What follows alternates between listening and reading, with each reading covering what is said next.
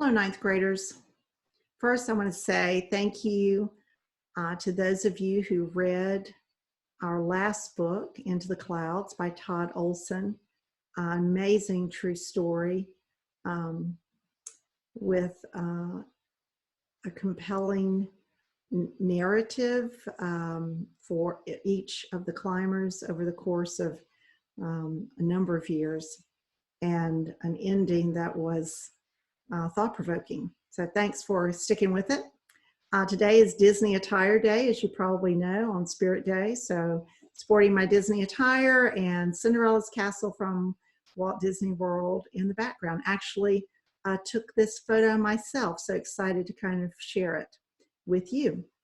We begin a new book today, one I hope you'll enjoy. I've already read the first few pages, and it proves to be quite exciting. SYLO by DJ MacHale, and he is a New York Times bestselling author. And this is apparently going to be a book that is very fitting for our current situation with COVID-19. I'm on chapter 1, page 1. It was the perfect night for a football game and for death. Not that the two have anything in common. When you hear the term sudden death, you normally don't expect there to be an actual loss of life, sudden or otherwise. But there was nothing normal about that night. It was the night it began, the night of the death, the first death. I was sitting on the end of the team bench, more interested in the cheerleaders than the game. To be honest, I didn't have much business being on the team. There weren't many freshmen on the Arbor Town High varsity, but with a student population that barely squeaked past 200, if you had 2 legs and didn't mind being brutally punished by guys who were older, bigger, and faster than you, you were in.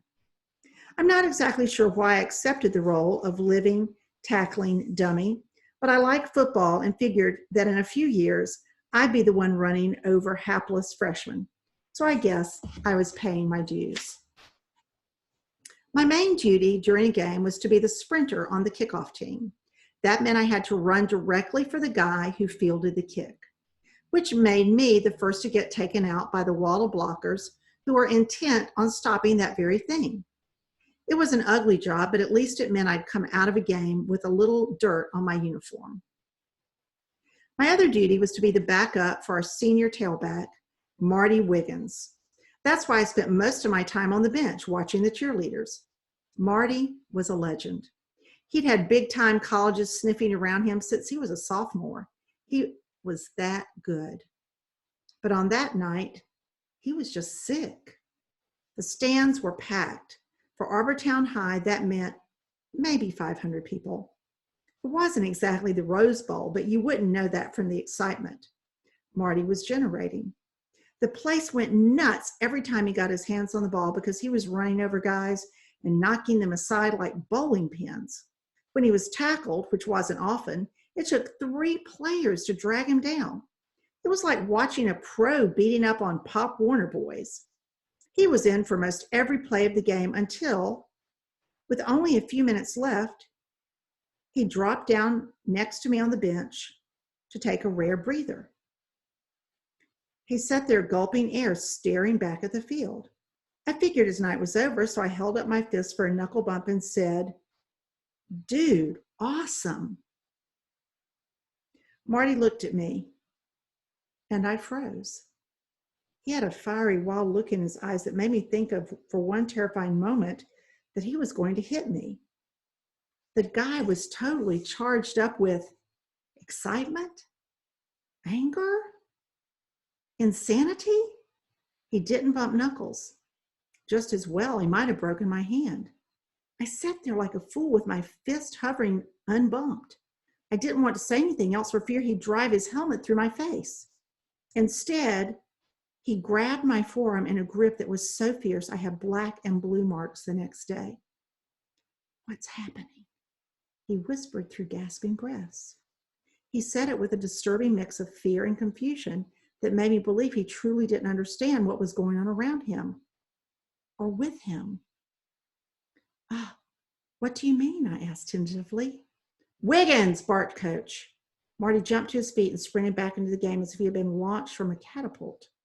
I was left on the bench not knowing what had just happened. The play was called and the team went to the line.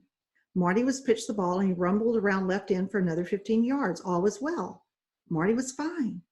I chalked up his odd behavior to adrenaline and the excitement of the game and went back to my all-important cheerleader review.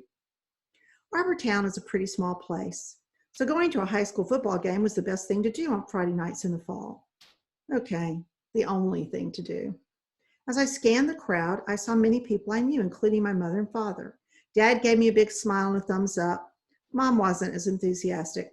She hated that I played football.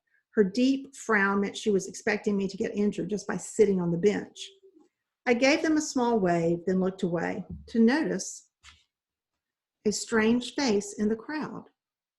It belonged to a man with longish blonde hair wearing a hoodie. He looked like a surfer dude, complete with beard stubble and a single earring. He stood out amid the sea of fans because he was the only one not cheering. Instead, he wrote furiously in a small notebook. I figured he might have been a college scout.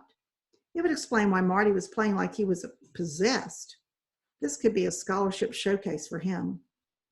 "Burton up," Coach ordered as he strode past. "We're going to score again."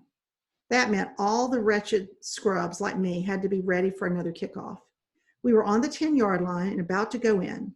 There were only a few seconds left in the game, and I was surprised that, seeing it was a blowout, Coach hadn't pulled Marty. Maybe he knew there was a scout in the crowd taking notes. Or maybe he didn't trust Marty's backup, me. I stood up with the rest of the team and cheered for the offense. It felt cheesy to be screaming for another score since the game had been over since halftime. But what can you do? It's football. The team came up to the line, the quarterback called signals, and the ball was snapped. Marty took the handoff, no big surprise, and blasted into the line off right tackle. The defense had had enough. They didn't want any part of him. There were a few half-hearted arm tackles that didn't even slow him down as he burst into the end zone. Touchdown. The crowd exploded once again, cheering ecstatically, while the band kicked in with our fight song, Jericho. The cheerleaders jumped around and hugged each other like we just won a championship when all we done was add pad to an already lopsided score. Marty sprinted to the back of the end zone, turned to the stands, threw his arms up in triumph, and dropped dead. Of course, I didn't know that at the time. All I saw was Marty fall over and land on his back. At first, I thought it was some new kind of celebration dance, like spiking himself instead of the ball. Our players were jumping on each other, chest bumping and high-fiving. When they finally got around to focusing on the guy who was the cause of the celebration, they pulled on his arms to help him up, but Marty didn't respond.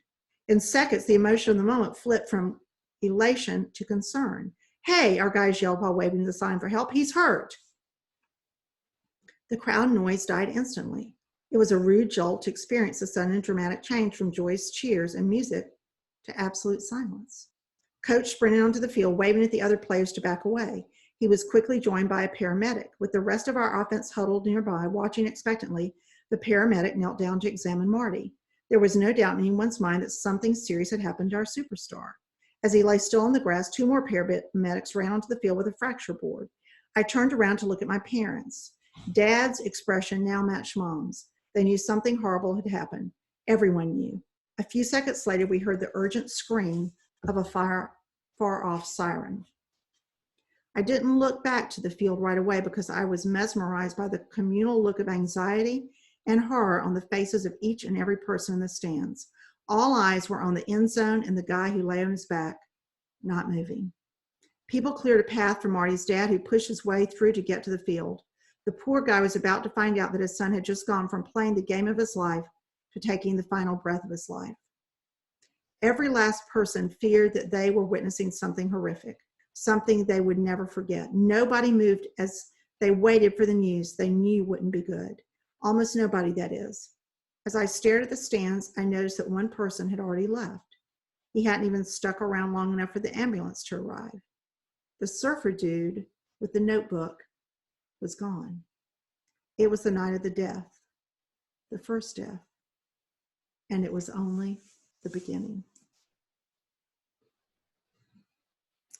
Well,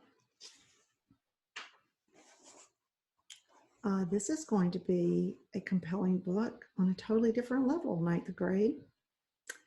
Read ahead if you'd like. We'll start with chapter 2 tomorrow. See you later.